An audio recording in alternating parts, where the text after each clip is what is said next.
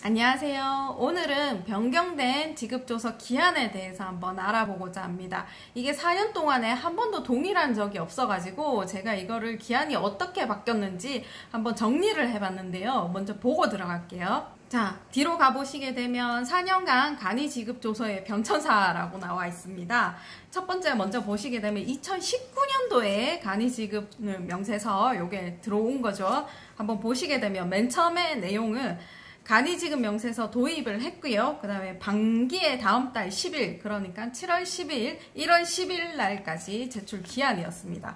그리고 신고분은 귀속분이죠. 귀속분은 근무분에 대해서 신고를 하는 게 되었죠. 근데 2020년도에 가면 이게 바뀝니다.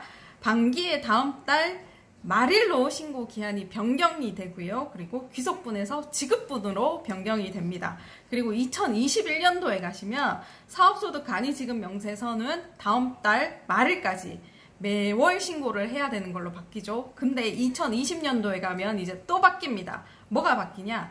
근로소득과 기타 소득도 다음 달 말일까지 매월 신고하는 것으로 바뀝니다. 4년 동안의 정책이 한 번도 동일한 적이 없었죠. 뒤로 가서 확인해 드리겠습니다.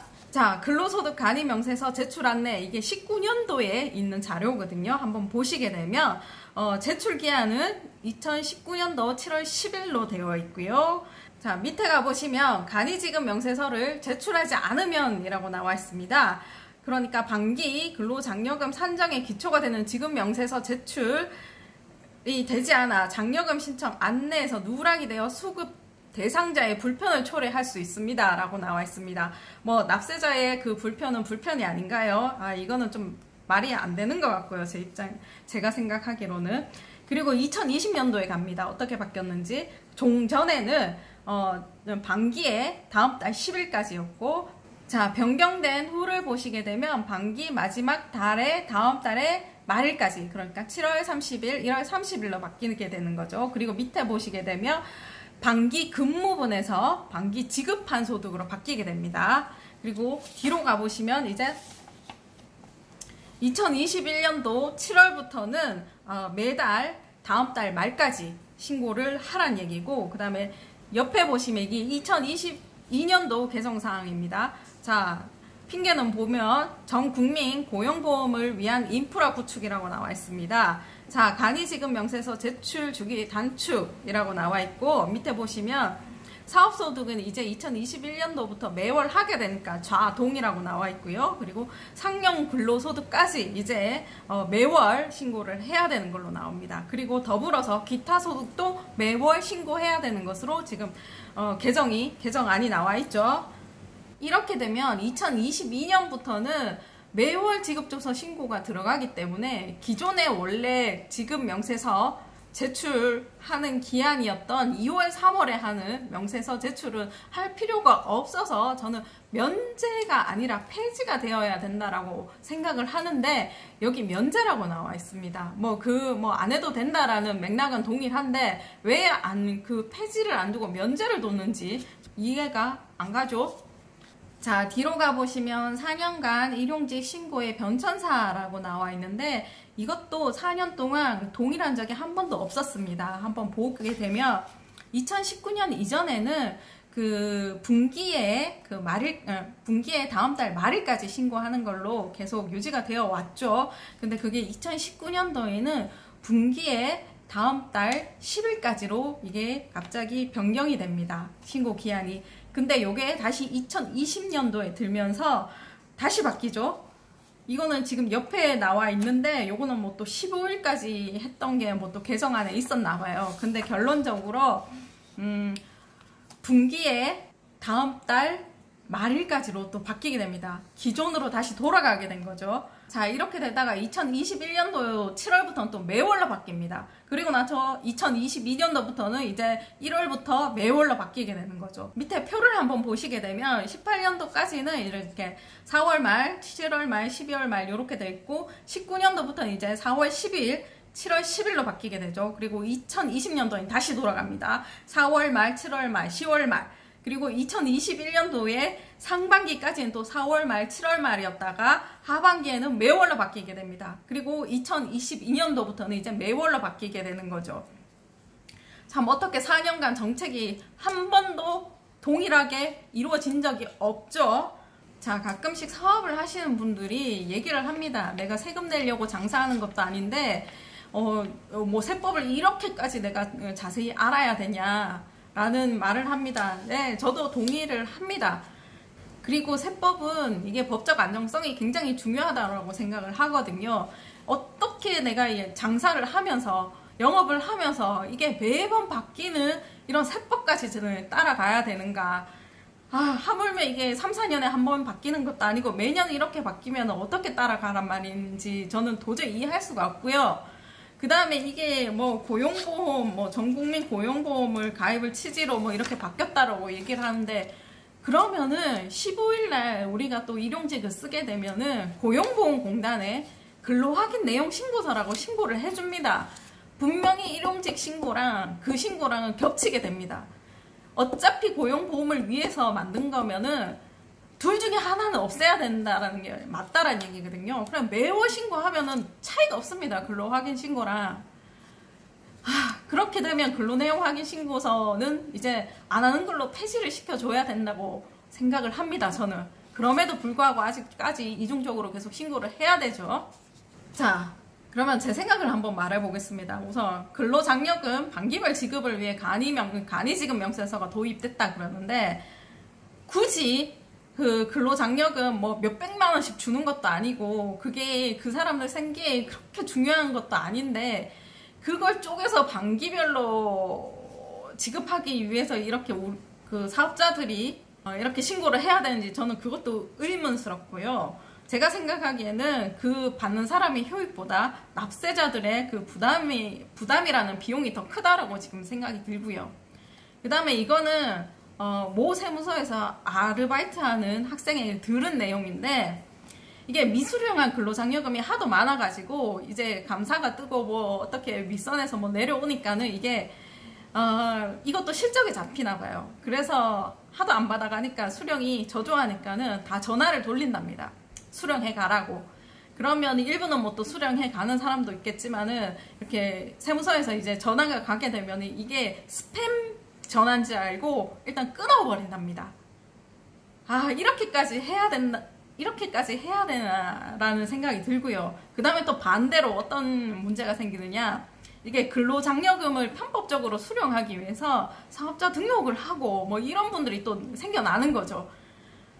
굳이 자, 고용보험 가입을 위해서 매월 지급조서 신고해야 된다라면 저기 고용보험 근로복지공단에 신고하는 근로내역 확인 신고서는 폐지되어야 된다고 생각을 합니다.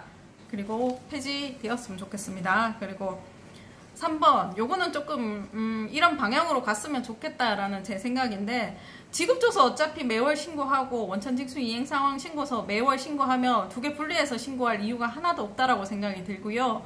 차라리 원천징수 이행상황 신고서를 매월 말일로 지급조서 신고 기한을 통일해가지고 그때 원천징수 이행상황 신고서에 첨부 서류처럼 이렇게 지급조서를 넣는 게 맞다라고 저는 생각이 들거든요. 분리할 필요가 없다라고 생각이 듭니다. 그리고 4번, 이거는 조금 현실적인 얘기인데, 사실 이렇게 되면은 세무대리인의 업무가 증가가 됩니다. 이게 뭐 업체 하나는 그게 뭐 별로 부담이 안 될 거라고 생각을 할 수 있지만, 이쪽에 지금 종사하시는 그 직원분들은 보통 30개 이상을 관리를 하게 됩니다. 30개 이상의 업체들을. 그러면은 한번 생각해 보세요. 매달 이거를 30개를 계속 해야 된다라고 생각을 해보세요. 엄청나죠? 갑자기 업무량이 막 증가하는 느낌이죠. 그러니까 여러분들 이게 내년 가면은 아마 기장료도 많이 오를 거라고 지금 생각이 들고요. 그 다음에 고용보험, 전국민 고용보험을 가입 취지로 한 만큼 고용보험 지금 부담도 늘어날 거라고 지금 생각이 들거든요. 지금 뉴스만 봐도 몇 조가 적자니 뭐 이런 내용이 나와 있는데, 이것까지 하면은 모르겠습니다. 어떻게 이거를 설계를 했는지는 모르겠지만은 지금 고용보험 부담도 늘어날 것이라고 생각이 드네요. 자, 우리 사회가 뭐 피라미드 구조로 해가지고 뭐 밑에서부터 1단계, 2단계, 3단계, 5단계, 뭐 4단계 이렇게 나와 있다라면 이게 부의 재분배를 일으키려면은 뭐 굳이 뭐 4, 5단계에서 이렇게 내려오는 이렇게 돼야 되는데 지금 이거를 이런 법이 개정되고 이런 거를 보면은 그냥 1, 2단계에서 뭐 뺏고 뺏는 그런 느낌이 들거든요. 그러니까는 제가 봤을 때는 어차피 1단계에 조금 더 버는 사람이 1단계에 조금 더 못 보는 사람에게 지금 뭐 나눠주는 형태 그렇게밖에 지금 생각이 안 듭니다, 지금. 자, 그리고 어떻게 변경됐는지 홈택스에 한번 들어가 봤는데 홈택스 아직 어지럽습니다. 뭐 앞으로 어떻게 지금 뭐 더 개편이 될지는 모르겠지만은 복지 이음이라고 이제 뭐 홈택스 메인에 이렇게 나와 있는데 지금 메뉴마다 이렇게 중복된 게 좀 있어가지고 헷갈리게 지금 되어 있습니다. 뭐 기존의 지급조서 제출하는 그 메뉴도 있고 간이지급 명세서도 있고 그리고 복지 이음 이것도 따로 만들어 놨죠. 그러니까 복지 이음을 타고 들어가도 되고 기존의 메뉴를 타고 들어가도 되고 뭐 하여튼간에 이게 좀 복잡하게 되어 있어가지고 이거 잘 보고 들어가셔야 될 것 같습니다. 그리고 여기 다른 거는 보면 다 아실 것 같고요. 일용근로소득 지급 명세서 그리고 간이지급 명세서 있죠. 그리고 본인 소득 내역 확인, 이거는 뭐 신고하는 게 아니라 본인의 소득을 확인하는 그런 메뉴가 되겠습니다. 그 다음에 이거는 복지 이음으로 들어가는 화면이고요. 그 다음에 원래 있던 기존 국세청 홈택스 메뉴를 한번 보시게 되면 그 신청 제출에 들어가게 되면 과세 자료 제출이라고 나와 있고요. 그리고 근로사업 등 지급 명세서가 있고요. 이게 간이지급 명세서 같은 경우에는 보이진 않지만 이렇게 밑에 스크롤을 하게 되면 맨 밑에 있습니다. 숨겨놨습니다. 잘 찾으셔야 되고요. 한번 보시게 되면 과세자료 제출에 복지 이음 이렇게 타고 들어가도 일용근로지급 명세서 뭐 간이지급 명세서 이거 신고할 수 있게 만들어 놨고요. 그리고 밑에 또다시 또 메뉴가 있는 거예요. 그러니까 이로 들어가도 되고 절로 들어가도 되고 지금 이런 상황이고요. 그리고 간이지급 명세서 있고 옆에 보면 지급 명세서 있죠. 요거는 원래 우리가 2월이나 3월에 하던 그 명세서를 말하게 됩니다. 참 어렵습니다. 복잡하고. 그리고 간이지급 명세서 또 옆에 또 따로 있죠.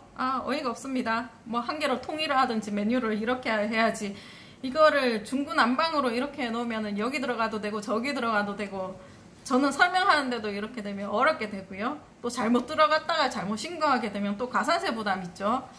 이런 거는 좀 통일을 빨리 해주셨으면 좋겠습니다.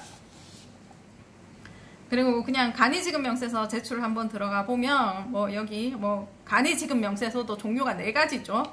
그러니까 근로소득에 대한 간이지급 명세서, 거주자의 사업소득에 대한 간이지급 명세서, 연말정산 대상 사업소득에 대한 간이지급 명세서, 비거주자의 사업소득 간이지급 명세서 이렇게 4개가 나와져 있습니다. 여러분들은 거의 1번, 2번 정도 해당될 것 같습니다. 자, 이렇게 해서 오늘은 간단하게 간이지급조서나 일용직 지급조서의 기한 변경에 대해서 한번 알아봤는데요. 제가 이거는 홈택스에 들어가 봤는데 신고하는 거는 어렵지 않아 가지고 오늘은 신고하는 영상은 생략하도록 하겠습니다. 어차피 그냥 이거는 보시면 다 아십니다.